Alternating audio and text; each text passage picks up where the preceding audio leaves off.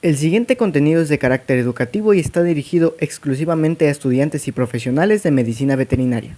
Esta narración tiene como finalidad apoyar el estudio y la comprensión de temas académicos. Los derechos de autor pertenecen a sus respectivos creadores. Este material no pretende sustituir la obra original ni lucrar directamente con ella. Se recomienda encarecidamente adquirir el libro original por medios oficiales.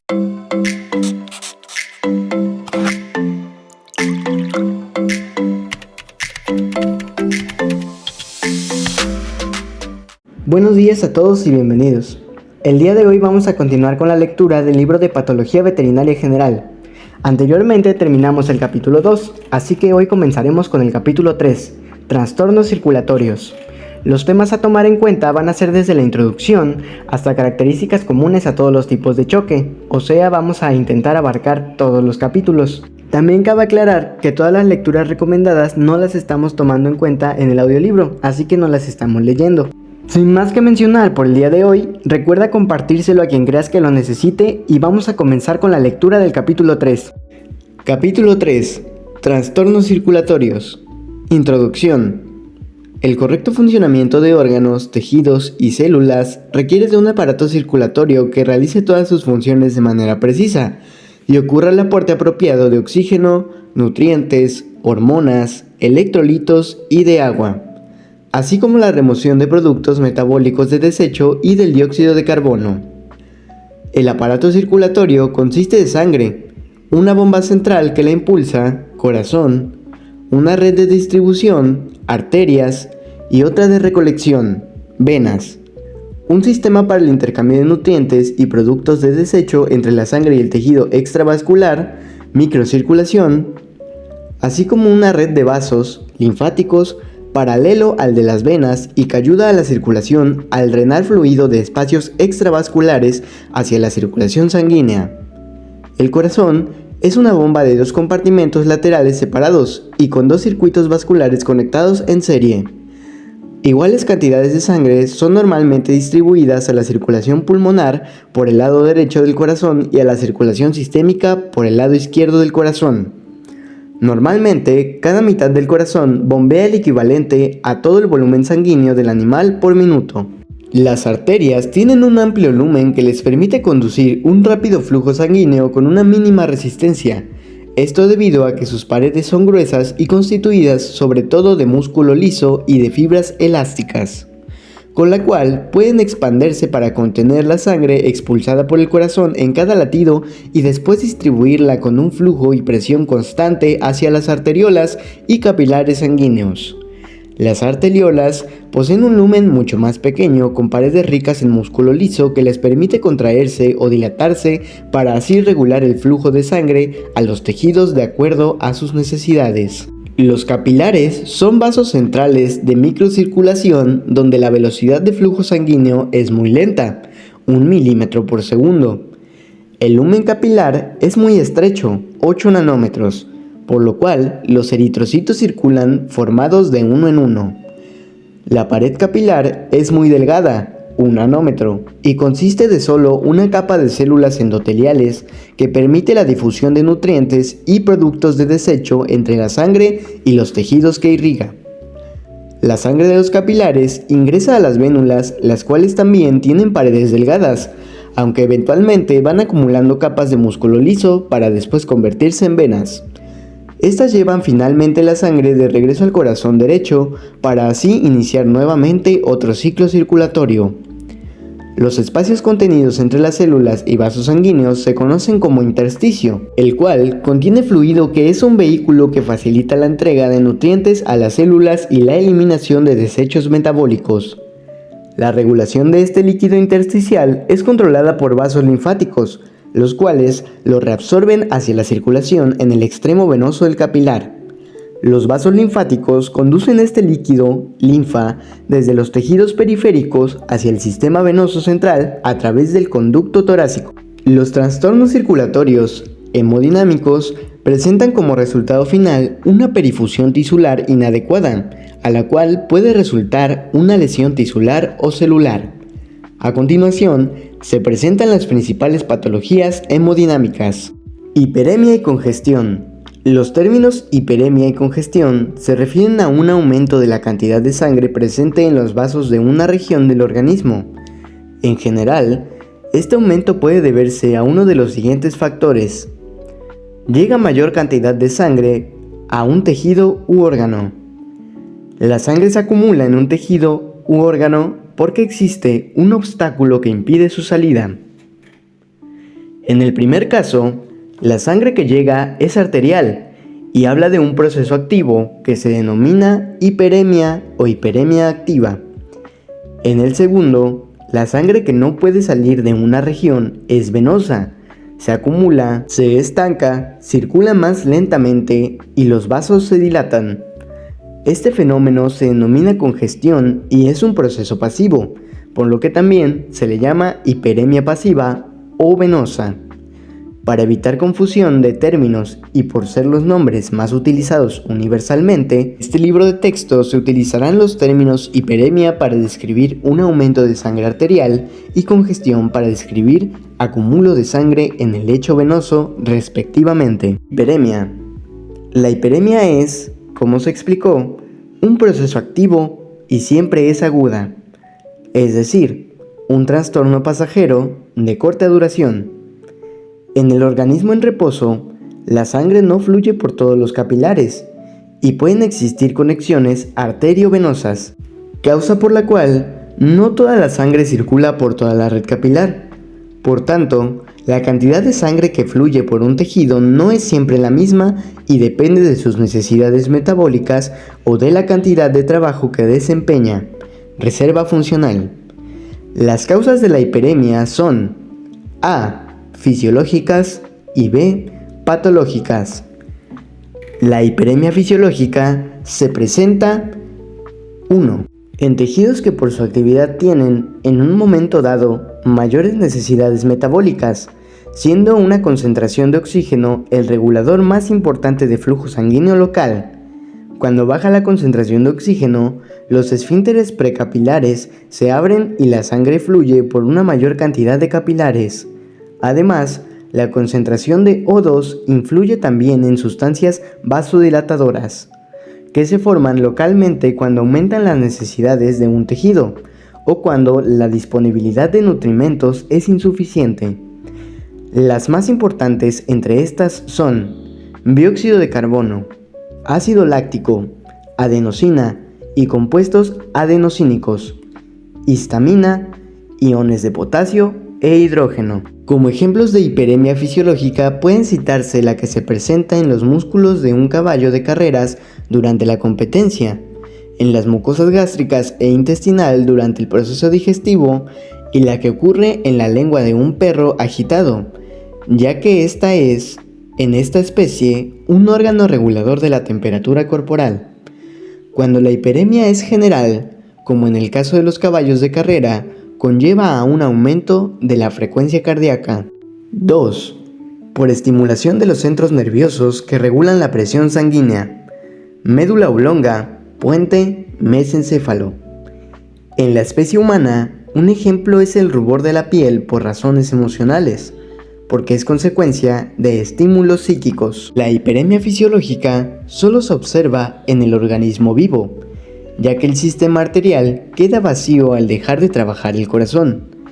La hiperemia patológica se presenta en procesos inflamatorios que es causada por sustancias vasodilatadoras liberadas en tejidos afectados. Estas sustancias, llamadas mediadores químicos de la inflamación, se estudiarán en detalle en el capítulo 4. La hiperemia patológica, presente en los procesos inflamatorios, es la responsable de los llamados signos cardinales de la inflamación, que incluyen calor, tumor, rubor, dolor y pérdida de función. Debe quedar claro que cuando la hiperemia involucra a toda la red capilar del organismo, falta sangre circulante y sobreviene un estado de choque que puede culminar en la muerte. Congestión. La congestión se define como un exceso de sangre que no puede salir de la circulación venosa. Es un fenómeno pasivo causado por un obstáculo en la circulación de regreso, razón por la cual También se denomina hiperemia pasiva o congestión venosa. Es un trastorno en el cual llega a una región una mayor cantidad de sangre que la que puede salir. La congestión puede ser local o general. Se le llama aguda cuando es pasajera y crónica cuando persiste por un periodo prolongado. Congestión local. Un vendaje demasiado apretado en una extremidad provocará una congestión de las partes distales al vendaje. La sangre arterial sigue llegando porque las arterias, por sus paredes gruesas y su localización más profunda, son menos susceptibles a presiones externas. Las venas, por el contrario, sufren compresión, la sangre no puede regresar y se estanca. Otras causas de congestión son el vólvulo, los prolapsos del recto y útero, la torsión del intestino, vaso, estómago y pulmón, así como linfonódulos agrandados, abscesos, neoplasias o quistes parasitarios que ejercen presión sobre vasos venosos o bien trombos o émbolos que obstruyen la luz de las venas.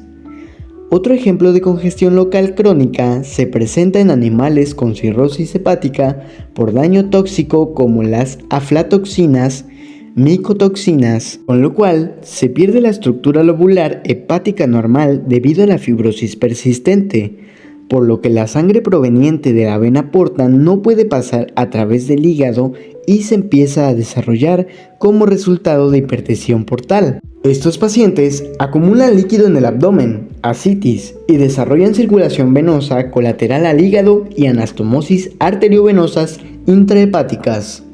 Como resultado, la sangre venosa de las venas porta fluye a través de las venas esofágicas, donde se pueden desarrollar varices y eventualmente hemorragias que pueden ser fatales. La congestión es aguda cuando su causa puede desaparecer pronto, como en el ejemplo del vendaje apretado, y se vuelve crónica cuando esto no es posible, como en el de una neoplasia que comprime una vena. En este último caso, sobrevienen problemas graves, ya que quedará lesionado el endotelio vascular y se presentarán edemas o hemorragias de diferente grado. Macroscópicamente, los órganos o tejidos congestionados presentan aumento de volumen, color rojo violáceo oscuro y los vasos de la red capilar resaltan. Síndrome compartimental. Un compartimento es un espacio confinado con músculos, nervios y vasos, dentro de los miembros torácicos y pélvicos, separado por gruesas fascias musculares. El síndrome compartimental es un accidente isquémico que ocurre en órganos que están dentro de los compartimentos que no tienen manera de expandirse. Típicamente se presentan en los músculos de los miembros que se encuentran dentro de gruesas fascias musculares o en la cavidad abdominal.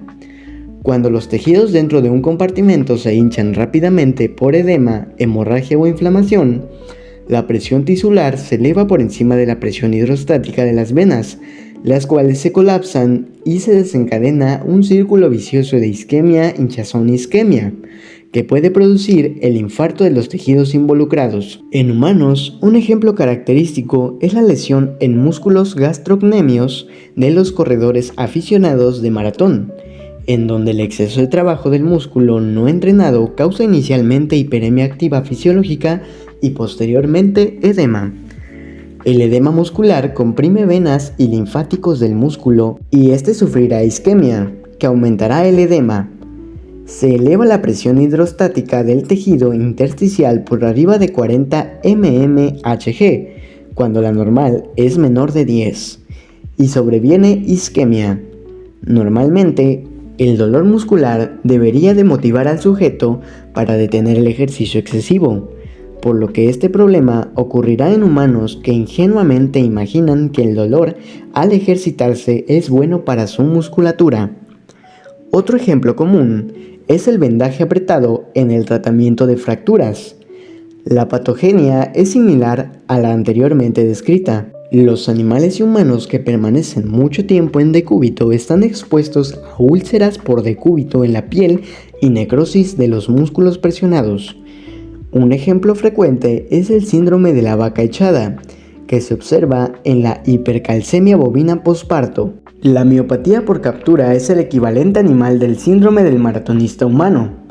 Aunque se presenta con mayor frecuencia en herbívoros silvestres que son capturados, también se ha descrito en delfines atrapados en redes de pesca. Se puede desarrollar un síndrome de compartimento en los músculos de extremidades de animales que sufran mordeduras de serpientes venenosas, porque muchos venenos de víboras causan hemorragias, edema y necrosis muscular. El síndrome de compartimento abdominal se puede desarrollar en forma aguda o crónica y puede evolucionar a falla orgánica múltiple, de consecuencias fatales. Aunque pueden ocurrir en cualquier especie, incluyendo el humano, tiene importancia especial en los equidos, porque el dolor abdominal de un cólico, por cualquier motivo, causa una respuesta refleja de contracción en los músculos de la pared abdominal, que aumenta la presión intraperitoneal y que puede conducir al síndrome compartimental, que puede evolucionar a choque endotóxico. Por esto es muy importante el alivio del dolor en los equidos con problemas de abdomen agudo.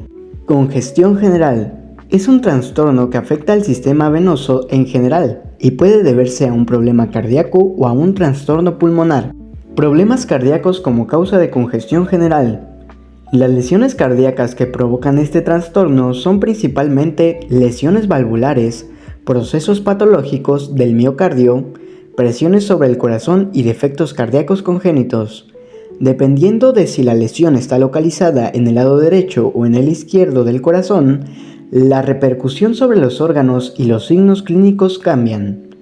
Cualquiera de las causas citadas provocará un síndrome de insuficiencia cardíaca. Problemas del corazón derecho por lesiones valvulares. Por lo general, la válvula tricúspide es más afectada que la semilunar de la arteria pulmonar.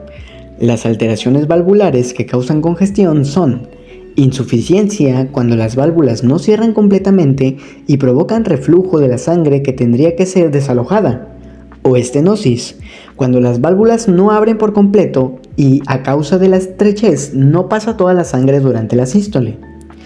Tanto la insuficiencia como la estenosis pueden ser causadas por procesos inflamatorios valvulares, ocasionados en general por trombos valvulares o enfermedades septicémicas. Entre estas últimas están las producidas por Streptococcus equi, Shigella equirulis, Neisseria meningitidis en equidos, y algunos otros gérmenes que suelen provocar infecciones umbilicales, por Streptococcus sp, Staphylococcus aureus, Trupperella pyogenes, organismos coliformes de la diarrea de los becerros en bovidos, por Erysipelotrix ruseopateae y Streptococcus sp en porcinos. En la especie canina, la enfermedad valvular más importante es la fibrosis o endocardiosis valvular, de causa aún incierta. Las uremias también originan endocarditis y pueden afectar válvulas. Por cualquiera de los trastornos descritos, la sangre que llega por la vena cava no puede ser desalojada en su totalidad durante la sístole, ya sea porque la válvula no cierra y existe reflujo a la cavidad abdominal, o porque no abre totalmente y la sangre no puede pasar. Se establece un proceso congestivo que repercute en la vena cava, en la cual aumenta la presión hidrostática. Las consecuencias se observan en órganos abdominales, especialmente hígado y vaso. El cambio macroscópico en el hígado es un aumento de volumen y un color rojo oscuro. Al cortarlo, fluye sangre negruzca que no coagula. Cuando el trastorno es crónico, se establece fibrosis. El órgano se vuelve duro y pálido y recuerda al aspecto de la nuez moscada.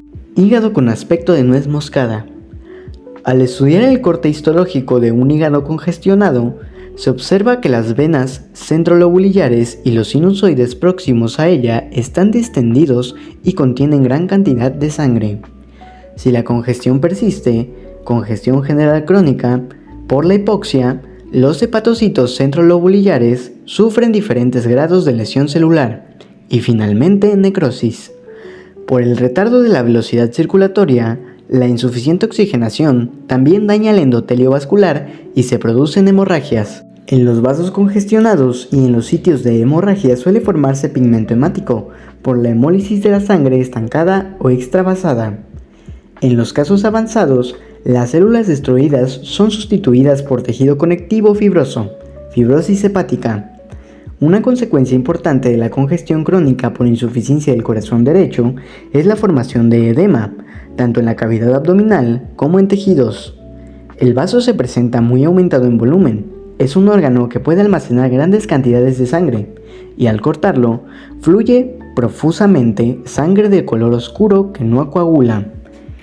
En corte histológico, se observa los sinusoides repletos de sangre y se encuentra gran cantidad de pigmento hemático en los macrófagos. Finalmente, en casos crónicos, el órgano se vuelve fibroso. Problemas del corazón izquierdo por insuficiencia o estenosis de la válvula mitral o de las semilunares de la aorta. En este caso, la congestión se observa en los pulmones por acumulación de sangre en la vena pulmonar y sus ramificaciones. Al no abrir o cerrar correctamente una de estas válvulas, la sangre no puede ser desalojada de los pulmones. El órgano tiene en este caso un color rojo oscuro y que no colapsa al abrir la cavidad torácica. Dependiendo del tiempo que dure el trastorno, puede encontrarse edema en la cavidad torácica y en el saco pericárdico. Al examinar un corte histológico del pulmón, se observa que la red capilar está repleta de sangre y de un material de color rosa, edema, en los alvéolos en el que pueden encontrarse glóbulos rojos. Los dos han salido de los vasos por lesiones del endotelio vascular producida por estancamiento de la sangre.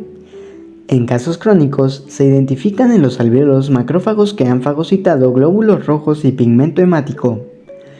Estos reciben el nombre de células de insuficiencia o de falla cardíaca, ya que su presencia se asocia con este trastorno. Debe tenerse en mente que esa división entre problemas derecho e izquierdo se hace con fines didácticos, puesto que puede ser útil para explicar el origen de un trastorno congestivo.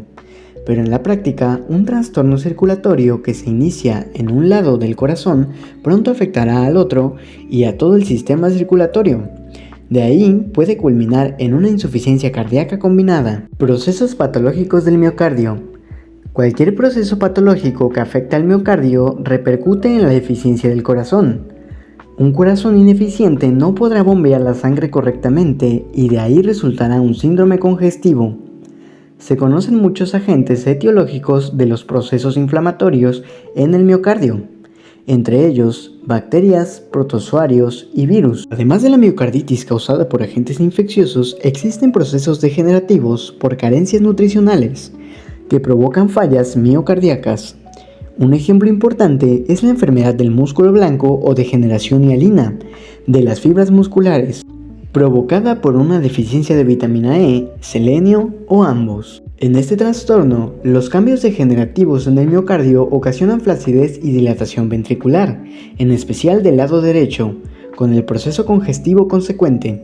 Otra deficiencia mineral que repercute en la actividad del miocardio es la del calcio, por su importancia como transmisor de mensajes eléctricos y químicos que llegan a la superficie celular y a los mecanismos bioquímicos en su interior. En gatos, la deficiencia de taurina, un aminoácido esencial para carnívoros, está asociada con la cardiomiopatía dilatada. Presiones sobre el corazón. La actividad cardíaca puede ser limitada cuando se produce presión sobre el órgano. Por ejemplo, la acumulación de líquido en el saco pericárdico, que puede formarse por procesos inflamatorios o trastornos circulatorios. Entre las causas inflamatorias más frecuentes está la pericarditis traumática en la especie bovina, producida por la ingestión de objetos metálicos, clavos, alambres, etc., los cuales con frecuencia perforan el retículo y el diafragma, el pericardio y el miocardio. Se produce entonces un proceso infeccioso con la formación de grandes cantidades de exudado purulento que se acumula en la cavidad pericárdica. La acumulación de líquido no inflamatorio en el saco pericárdico por trastornos del aparato circulatorio, hidropericardio, se debe a un proceso congestivo.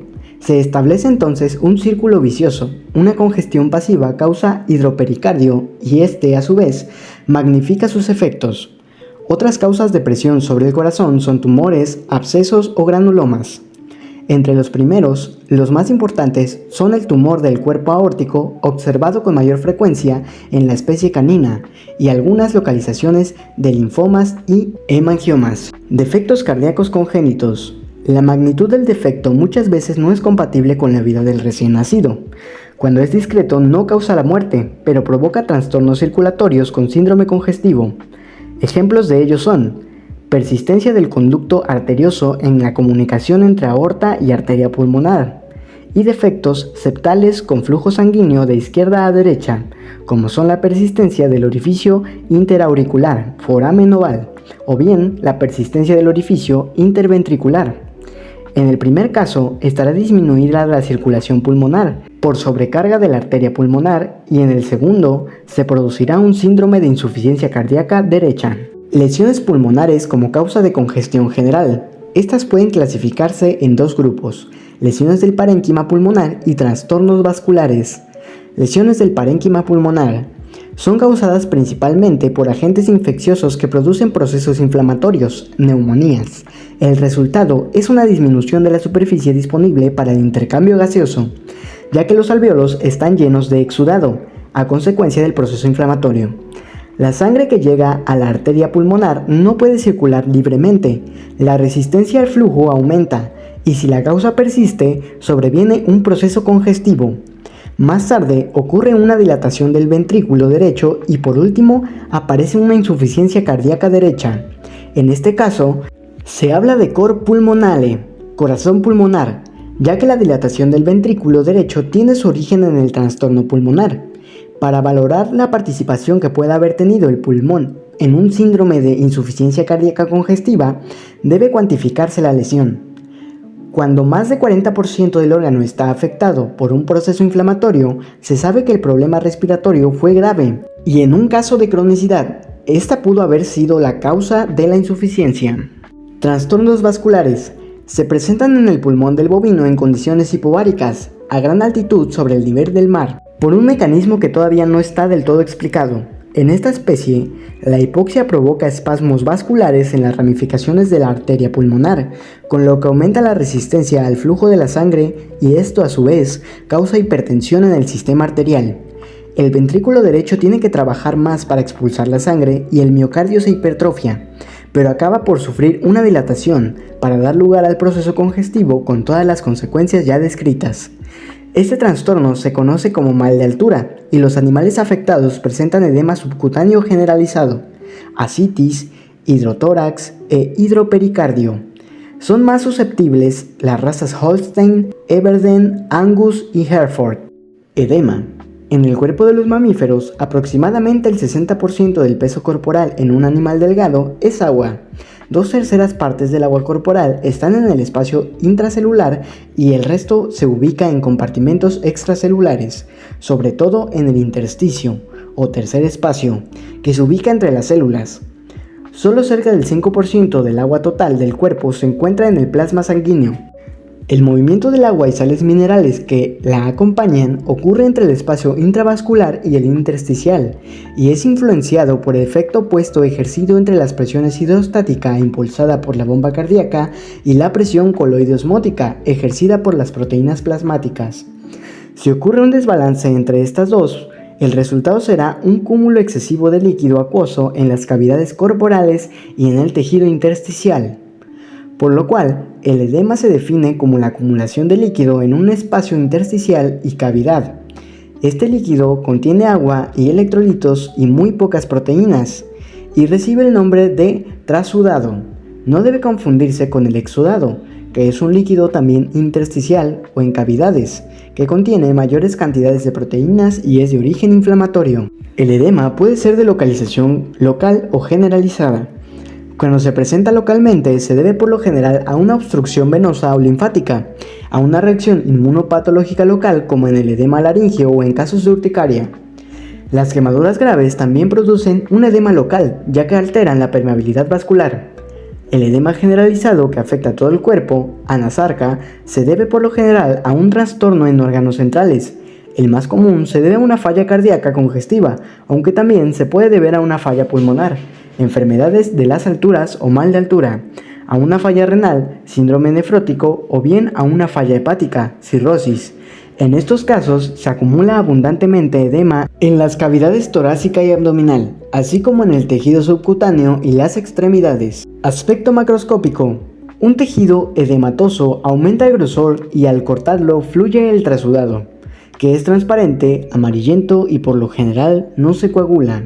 Cuando se encuentra en cavidades puede causar, según su localización, trastornos cardíacos, pulmonares o digestivos. Cuando existe edema en el pulmón, este órgano no se colapsa al abrir la cavidad torácica y con frecuencia se encuentra en un líquido espumoso en bronquios y tráquea. Aspecto microscópico. En un corte histológico teñido con hematoxilina eosina, el líquido se presenta como un material translúcido o de coloración rosada, que se extiende en el tejido conectivo intersticial en espacios perivasculares. Cuando el edema es pulmonar, los alvéolos están distendidos y ocupados con este material eosinofílico. En el tejido subcutáneo, para verificar que se trata de edema, el clínico utiliza el signo de Godet. Al presionar con el dedo se forma en la piel una depresión que permanece por corto tiempo en ella. Causas de edema. La causa del edema es un trastorno en el intercambio de líquidos y otras moléculas entre los capilares sanguíneos y el tejido extravascular intersticial. Para entender la formación de este líquido es necesario recordar cómo se lleva a cabo el intercambio en el organismo sano. En condiciones de salud, los capilares son permeables para agua y moléculas pequeñas, como electrolitos y cantidades mínimas de albúmina del plasma, que atraviesan la pared capilar a través de las uniones entre las células endoteliales, capilares continuos o de pequeños orificios cuando se trata de capilares fenestrados. El cuadro 3.1 ofrece una idea de la permeabilidad de los orificios capilares a moléculas de diferentes tamaños. También se ha propuesto el mecanismo de la pinocitosis para explicar la salida de líquidos, aunque parece tener un papel poco importante en la formación de edemas. El equilibrio del intercambio de líquidos entre los compartimentos vascular e intersticial se mantiene esencialmente por medio de los principios fisioquímicos de las presiones hidrostática y coloidosmótica, donde la pared capilar actúa como una membrana semipermeable. La presión hidrostática es la fuerza mecánica de bombeo. La presión coloidosmótica es la atracción ejercida sobre el agua por los solutos disueltos en ella. Los 4 factores principales que determinan si el líquido saldrá del capilar al espacio intersticial o en dirección opuesta son: 1. Presión hidrostática intravascular. 2. Presión hidrostática del líquido intersticial. 3. Presión coloidosmótica del plasma. 4. Presión coloidosmótica del líquido intersticial. La presión capilar es difícil de medir y no se conoce en la mayor parte de las especies animales.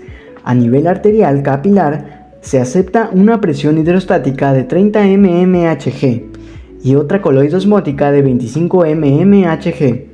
Esta última está formada por moléculas de proteínas que no atraviesan la pared capilar. Hay que tomar en cuenta que también existe una presión hidrostática en el líquido intersticial, que es aproximadamente de 8 mmHg, y otra coloidosmótica de 10 mmHg. En un tejido promedio, por una parte, la pH empuja el agua hacia afuera del capilar y la pHI empuja el agua hacia adentro, por lo que el balance neto es que sale un poco de agua, y por otra parte, la PC jala agua hacia adentro del capilar y la PCI jala agua del tejido intersticial. Y el balance de las presiones coloidosmóticas atrae un poco de agua hacia el capilar. La mayor parte de agua que sale en el capilar, por la diferencia de presiones hidrostáticas, regresa al capilar, por la diferencia de presiones coloidosmóticas. El sobrante de agua se drena por el sistema linfático. Cuando se alteran las presiones hidrostática, coloidosmótica o ambas, se rompe el equilibrio y la consecuencia será el edema. También se produce edema cuando hay un daño directo a los capilares y se incrementa su permeabilidad. Una vez entendido esto, es fácil deducir cuáles son sus causas. 1. Aumento de la presión hidrostática. 2. Disminución de la coloidosmótica. 3. Obstrucción de la circulación linfática. 4. Retención de sodio y agua. 5. Permeabilidad capilar aumentada. 1. El aumento en la presión hidrostática producirá una mayor filtración de líquido al espacio intersticial. Este líquido no podrá ser reabsorbido en la misma cantidad por los capilares venosos y linfáticos y formará edema. La causa del edema por aumento de presión hidrostática se encuentra en enfermedades cardíacas. En casos de insuficiencia del ventrículo izquierdo, se forma inicialmente un edema en pulmones. Y cuando la insuficiencia se localiza en el ventrículo derecho, se presentará el edema sistémico generalizado. por el estancamiento general de la sangre venosa. Sin embargo, estos defectos de uno u otro lado del corazón pronto tendrán repercusiones sobre todo el organismo. Durante las fases iniciales de la insuficiencia cardíaca congestiva y por la resultante disminución de la filtración glomerular, habrá una mayor secreción de la renina y la consecutiva activación de la angiotensina y retención de sodio. Por el trastorno congestivo, el hígado también está involucrado. No cataboliza la aldosterona, cuya concentración aumenta en la sangre circundante. Estos mecanismos, entre otros, compensan al principio la disfunción cardíaca, pero cuando la condición perdura, los mecanismos compensatorios no son suficientes. La falla renal se agrava y con ello la retención de sodio, lo que contribuye al aumento de la presión hidrostática. El edema causado por la baja presión coloidosmótica o oncótica proviene de una hipoproteinemia. La concentración de las proteínas plasmáticas, en especial de la albumina, disminuye por causa de desnutrición o por mala absorción por pérdidas de las proteínas plasmáticas o fallas en su síntesis. En las primeras, causas por desnutrición o mala absorción, figuran la falta de proteínas en la alimentación, los parásitos intestinales y padecimientos gastrointestinales crónicos que se presentan con diarrea crónica.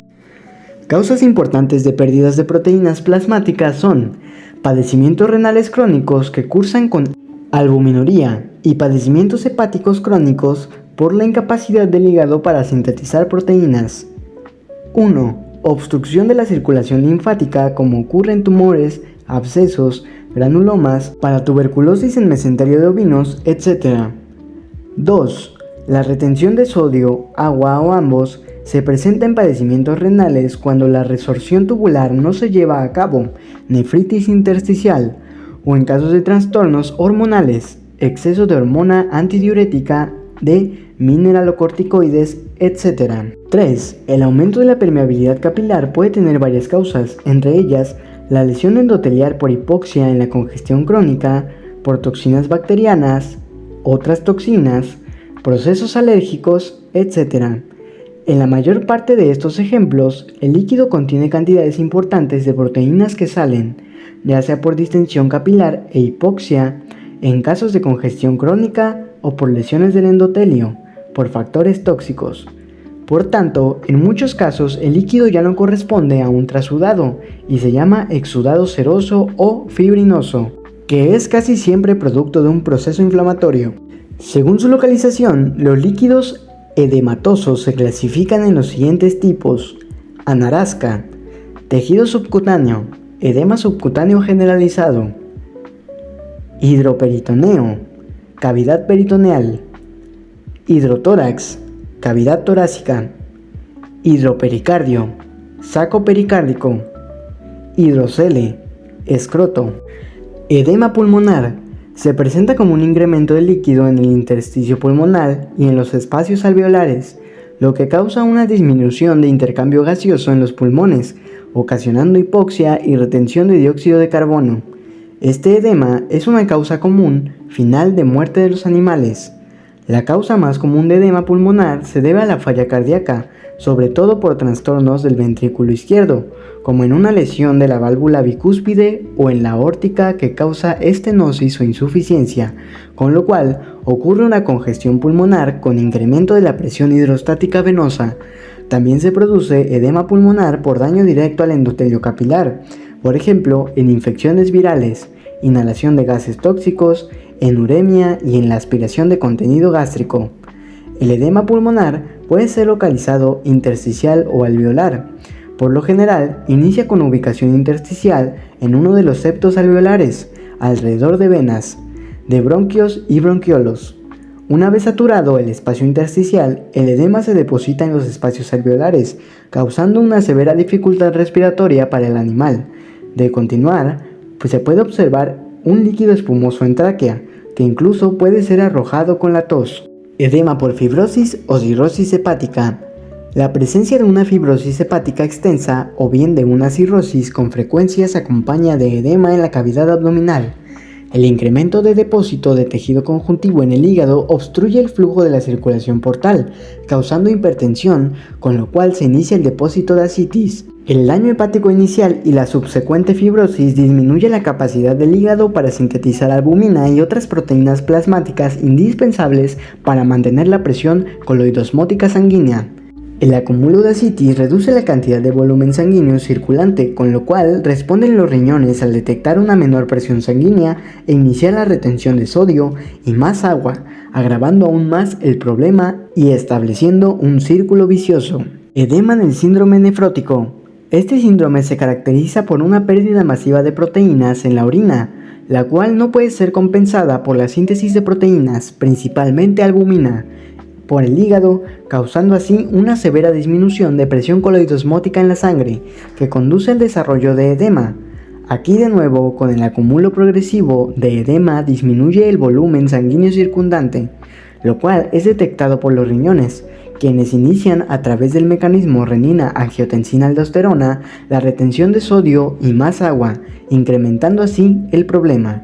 El edema presente en estos casos es generalizado, afectando abdomen, tórax, tejido subcutáneo y extremidades. Edema cerebral. A diferencia de otros órganos que se pueden expander cuando acumulan edema, el cerebro, debido a que está contenido en la cavidad craneal, no tiene espacio para su expansión, lo que puede acarrear serias consecuencias por el daño ejercido sobre el tejido nervioso.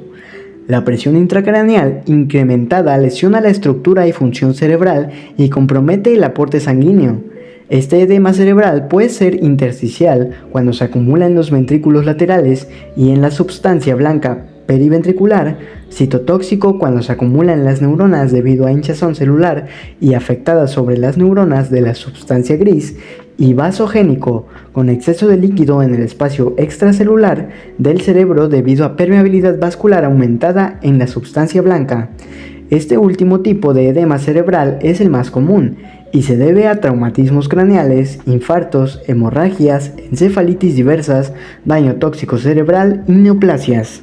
A la necropsia, un cerebro edematoso se encuentra friable y más pesado de lo normal, con las circunvoluciones cerebrales aplanadas. Hemorragia. La salida de la sangre de los vasos se denomina hemorragia o extravasación. Como consecuencia de la rotura de vasos sanguíneos, la sangre puede acumularse en cavidades, en espacios tisulares o salir al exterior cuando existen heridas en la piel. El término diastesis hemorrágica comprende las enfermedades que se caracterizan por hemorragias múltiples. Según su localización, la hemorragia se clasifica en tipos mencionados en el cuadro 3.2. En la hematoquesia, la sangre en las heces es fresca, no digerida, mientras que en la melena la sangre ha sido procesada por las enzimas digestivas. Según su magnitud, las hemorragias se clasifican en petequias, pequeños puntos hemorrágicos no mayores a 2 milímetros de diámetro. Equimosis, pequeños focos hemorrágicos circulares de mayor tamaño y con bordes más difusos que las petequias. Sufusión, sangre derramada en tejido laxo. Hematoma, acumulación más o menos esférica de sangre coagulada en tejido subcutáneo, intraauricular o en un órgano. De acuerdo con la patogenia, las hemorragias se dividen en hemorragia por rexis, cuando se debe a la ruptura de un vaso. Hemorragia por diapedesis, cuando se debe a una mayor permeabilidad de la pared vascular, sin que haya rotura de esta. Causas de hemorragia. Hipoxia. La hipoxia es una de las causas más frecuentes de hemorragia por diapedesis, a consecuencia de congestión. Traumatismos que producen hemorragias por rexis. Cuando se rompen grandes vasos o vísceras, se producen hemorragias externas o internas de consecuencias graves. En general, se considera que la pérdida del 25 al 30% de volumen total de sangre de un animal provoca un choque hipovolémico, que con frecuencia produce la muerte. Lesiones en la pared vascular. Estas pueden ser aneurismas, ateromas, parásitos, neoplasias, que causan roturas y hemorragias por rexis y hemomalacia y ley. Toxinas. Las toxinas lesionan el endotelio vascular y producen hemorragia por diapedesis. Entre ellas deben mencionarse agentes microbianos que causan septicemias, viremias y toxemias. Toxinas vegetales de plantas como el hecho macho. Toxinas químicas como arsénico y otros metales pesados que dañan las membranas celulares de los capilares. El significado clínico de una hemorragia depende del volumen de la velocidad de la pérdida. Una rápida pérdida de un 20% del volumen sanguíneo o pequeñas pérdidas de incluso mayores cantidades pueden ser resueltas por animales adultos. Sin embargo, pérdidas mayores pueden ocasionar un estado de choque hipovolémico. También la localización de la hemorragia es importante. Por ejemplo, si ocurre en el tejido subcutáneo tendrá poco efecto integral. Ahora bien, si la hemorragia ocurre en el cerebro, puede tener consecuencias fatales debido a la presión que ejerce la sangre o el coágulo sobre el tejido nervioso. Finalmente, hemorragias externas implican la pérdida de eritrocitos y el hierro que contienen, mientras que hemorragias internas, por ejemplo en el abdomen o tórax, permiten la recuperación del hierro para la síntesis de nuevas moléculas de hemoglobina. Trastornos de la coagulación. Existen un gran número de factores que por diferentes mecanismos interfieren en la coagulación sanguínea y pueden ser causa de hemorragias. Algunos ejemplos son deficiencias de protrombina y otros factores de coagulación en padecimientos hepáticos graves, deficiencia de fibrinógeno, hipocalcemias, deficiencias de vitamina K y C. La mayoría de los animales sintetizan estas vitaminas en su intestino, sin embargo, los seres humanos, cuyos y primates no sintetizan la vitamina C. La administración de ciertos medicamentos puede ser causa de hemorragias por falta de vitamina K, ya que destruyen la flora microbiana que la sintetiza, por ejemplo, los nitrofuranos, las sulfaquinosalinas, las sulfanilaminas y los coccidiostatos usados en la avicultura. En las regiones en las que los bovinos se alimentan con remolacha, puede observarse hemorragias por hipocalcinemia, ya que esta planta contiene oxalatos, que forman compuestos insolubles con Ca++ en el intestino, por lo que el calcio no se absorbe. Entre los trastornos de la coagulación deben citarse algunas enfermedades hereditarias que se presentan con fallas de coagulación. Las que más se han estudiado son hemofilia A en perros, gatos, caballos, bovinos y ovinos, ligada al sexo; hemofilia B, también en perros y gatos, por falta de un factor antihemofílico en la sangre; epistaxis hereditaria en caballos pura sangre por debilidad de los capilares de la mucosa nasal, que se rompen durante grandes esfuerzos físicos asociados a trombocitopenia. A este grupo permanecen también las hemorragias por consumo de factores de la coagulación, por ejemplo, la coagulación intravascular diseminada. Trastornos alérgicos. Existen en los animales trastornos hemorrágicos asociados con procesos inmunitarios. En equinos se conoce la fiebre petequial de curso grave, que es consecuencia de una infección por Streptococcus o por virus. También se observa después de abscesos u otros focos purulentos. Se presentan hemorragias petequiales en mucosas y en ocasiones además en la región de la cabeza. La causa son procesos alérgicos que provocan permeabilidad capilar. También se presentan fiebres petequiales en bovinos después de mastitis, metritis e infecciones umbilicales. El cerdo se observan como consecuencia de erisipela. En el perro se presentan petequias y equimosis después de infecciones por el distemper, moquillo canino. Hemorragias agónicas. Hemorragias agónicas se presentan en animales que mueren después de un estado agónico prolongado y se debe a hipoxias o anoxias. Las hemorragias petequiales se observan en los rastros en vísceras y músculos de animales sacrificados con pistola de émbolo oculto o con electricidad. Son de origen reflejo. Se explican por la vasoconstricción inmediata y consecuencia del traumatismo en el sistema nervioso central. Cuando ésta desaparece, sobreviene una dilatación en los capilares, algunos de los cuales se rompen al no resistir la presión arterial, con lo que se producen las petequias. Se observan sobre todo en pulmones, tejido muscular, endocardio, epicardio y riñones. Este defecto puede ser evitado en gran parte si el lapso entre el aturdimiento y el tiempo antes del sangrado no es mayor a 30 o 40 segundos. Por el día de hoy eso es todo. Vamos a concluir este episodio en la mitad del capítulo, ya que no me había percatado de que el contenido de este capítulo es más amplio de lo que pensaba, por lo tanto deberá hacerse en 2 partes. Esto sobre todo para la comodidad de visualización de ustedes. Aclarando esto, quiero mencionar que si ya está disponible, la continuación de este capítulo va a aparecer en este momento en pantalla, y si no, van a aparecer los capítulos anteriores para que puedan dar un repaso. Recuerden compartir este video con quien crean que lo necesite y nos vemos en el próximo capítulo.